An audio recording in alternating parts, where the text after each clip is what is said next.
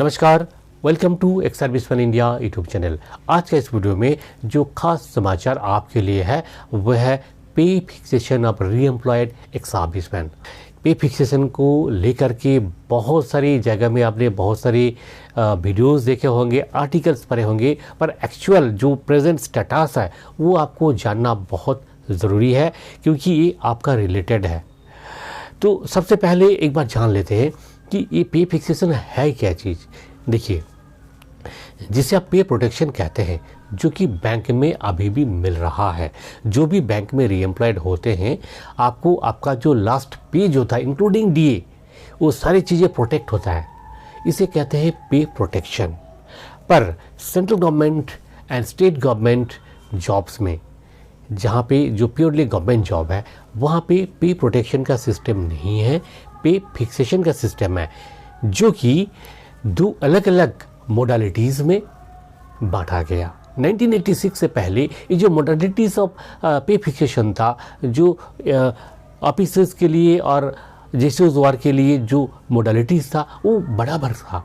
यानी कि आप जितने साल सर्विस किए उतने एडवांस इंक्रीमेंट देके आपका पे फिक्स किया जाता था ड्यू टू हार्डशिप, क्योंकि आपका जो न्यूली रिक्रूटेड जो पोस्ट है वहाँ पे हमेशा जो पे लेवल है कम होता है।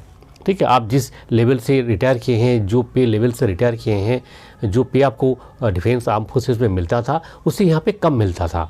तो ये जो हार्डशिप क्रिएट होता है, ये हार्डशिप को दूर करने के लिए, रिमूव करने के लिए एडवांस इंक्रीमेंट देके पे फिक्सेशन किया जाता था। पर 1986 में जा कर के जब गवर्नमेंट ऑफ इंडिया ने एक नई पॉलिसी बनाया, उस पॉलिसी में जेसीओज़ के लिए लास्ट पे ड्रॉन में पे फिक्सेशन या फिर एडवांस इंक्रीमेंट किसी भी चीज़ का प्रावधान नहीं रखा। ये सब प्रावधान खत्म कर दिया।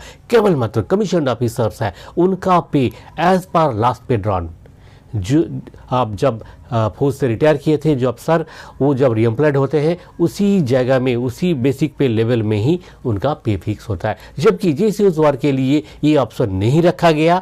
उनका पे फिक्स होगा जो नई पोस्ट में, सिविल पोस्ट में जहाँ पे ज्वाइन कर रहे हैं, उसी पोस्ट का जो मिनिमम पे होता है। एक रिक्रूट कॉलेज पास आउट लड़का जिस पे में ज्वाइन करता है, आप जेसीओज़ है, आपको भी उसी पे लेवल में ज्वाइन करना पड़ता है। ये सरासर अन्याय है। ये अन्याय चलते आ रहे हैं 1986 से लेकर के आज तक।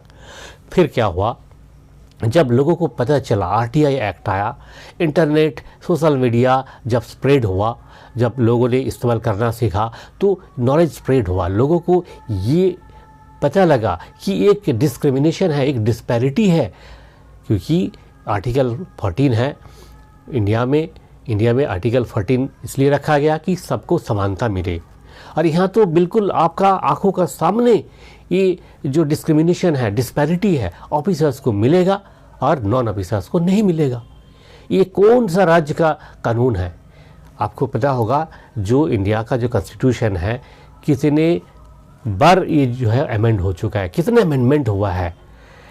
तो ये जो कानून है ये तो सरासर गलत कानून है, इसलिए ये कानून भी अमेंड हो सकता है।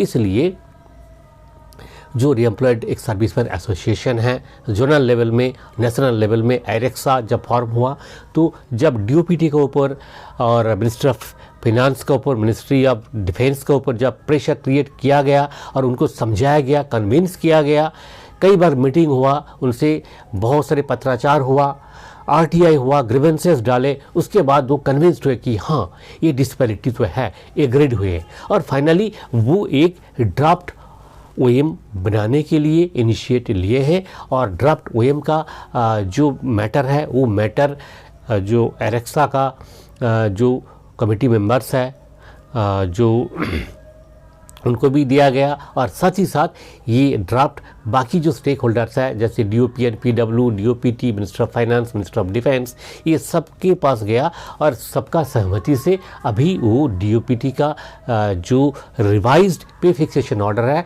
वो लगभग फिक्स हो चुका है, लगभग फाइनलाइज हो चुका है। अब आपको ये जानने के लिए आप बेचैन हो रहे हैं कि अभी क्या स्टेटस है और कितना समय लगेगा। देखिए, आज का डेट में जो इन्फॉर्मेशन हमारे पास है उस हिसाब से जो modalities of pay fixation officers जेसीओज और सबके लिए बराबर होगा। इस और सबके लिए जो पे फिक्सेशन, जैसे कोई पहले रिटायर किए 6 CPC में रिटायर किए और 7 CPC में ज्वाइन किया होगा, कोई 5 CPC में रिटायर किया 6 CPC में ज्वाइन किया होगा, ठीक है, कोई हायर पे ग्रेड में ज्वाइन किया, कोई लोअर पे ग्रेड में ज्वाइन किया। तो इस तरह का सारी चीज़ें जो भी केसेस हो सकता है, ताकि कोई कन्फ्यूजन ना हो, कोई एम्बिग्विटी क्रिएट ना हो, इसलिए एक इलस्ट्रेशन, हर एक केस का एक एक इलस्ट्रेशन का साथ ये OM बनाया गया। ये जो revised policy of pay fixation for central government employees के लिए ये बनाया गया और ये उम्मीद है कि सबके लिए बेनिफिशियल होगा। पर इसमें थोड़ा सा डाउट ये है कि कौन कौन सा एलिमेंट आपका मिलेगा, आपको कौन कौन सा एलिमेंट लास्ट पे में काउंट होगा और कौन कौन सा एलिमेंट नहीं होगा, ये अभी भी डिटेल में नहीं बताया गया। पर इतना पता चला है कि फाइनलाइज हो गया और मिनिस्टर ऑफ फाइनेंस का जो है फाइनल सैंक्शन के लिए, फिनेंशियल अप्रूवल के लिए गया हुआ है मिनिस्टर ऑफ फाइनेंस में। जब मिनिस्ट्री ऑफ फाइनेंस इसका फंड अलॉटमेंट करेंगे और जो है अप्रूवल दे देंगे, सैंक्शन दे देंगे, तो फिर फाइनल जो रिवाइज्ड पे फिक्सेशन ऑर्डर रिलीज़ हो जाएगा और आप सबको इसका बेनिफिट मिलेगा बहुत जल्द। तो उम्मीद है कि 2022 का अंदर ही ये सारी चीज़ें फाइनलाइज हो जाएगा और पे फिक्सेशन बेनिफिट जो कि 1986 से लेकर के वेटेड है, एक लॉन्ग अवेटेड चीज़ें है, तो ये इसका बेनिफिट आप सबको मिल जाएगा।